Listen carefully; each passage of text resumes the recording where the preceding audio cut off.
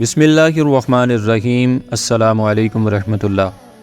دوستو، اسلامی سال کا پہلا مہینہ محرم الحرام ہے جو نہایت عظمتوں اور برکتوں والا ہے۔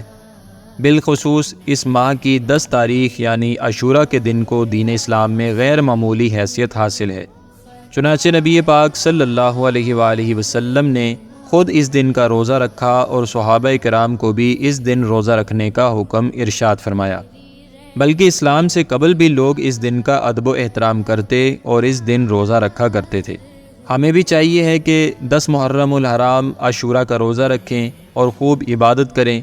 نبی پاک صلی اللہ علیہ وآلہ وسلم کا فرمان ہے، مجھے اللہ پاک کے کرم سے امید ہے کہ عاشوراء کا روزہ 1 سال قبل کے گناہ مٹا دیتا ہے۔ اسی طرح عاشوراء کی رات نوافل پڑھنے کا بڑا ثواب ہے۔ نوافل پڑھنے کا طریقہ یہ ہے کہ عاشوراء کی رات میں 4 نفل اس طرح ادا کیجیے کہ ہر رکعت میں سورہ فاتحہ کے بعد آیت الکرسی 1 بار اور سورہ اخلاص یعنی قل هو اللہ احد پوری سورت 3 مرتبہ پڑھیں۔ پھر نماز سے فارغ ہو کر 100 مرتبہ سورہ اخلاص یعنی قل هو اللہ احد شریف پوری سورت پڑھیں۔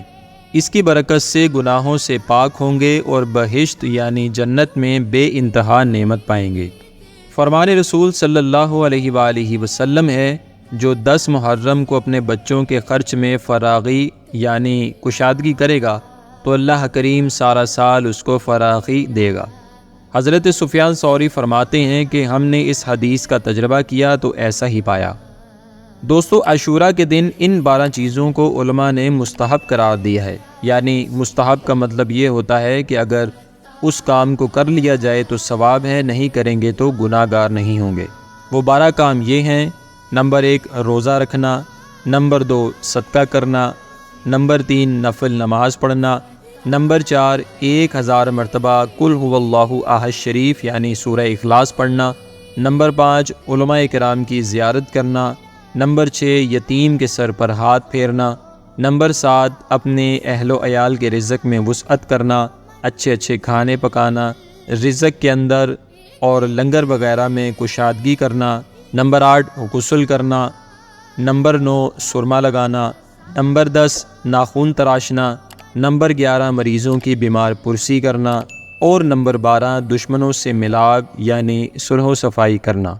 دوستو، عاشوراء کے دن نواسۂ رسول، جگر گوشۂ بطول، امام عالی مقام امام حسین رضی اللہ عنہ نے اپنے رفقا یعنی ساتھیوں کے ہمراہ گلشن اسلام کی آبیاری کی خاطر اپنی جان کا نذرانہ پیش کیا۔ لہٰذا ہمیں اس دن شہدائے کربلا کے ایصال ثواب کے لیے قرآن خوانی، ذکر و درود اور نظر و نیاز کا بھی اہتمام کرنا چاہیے ہے۔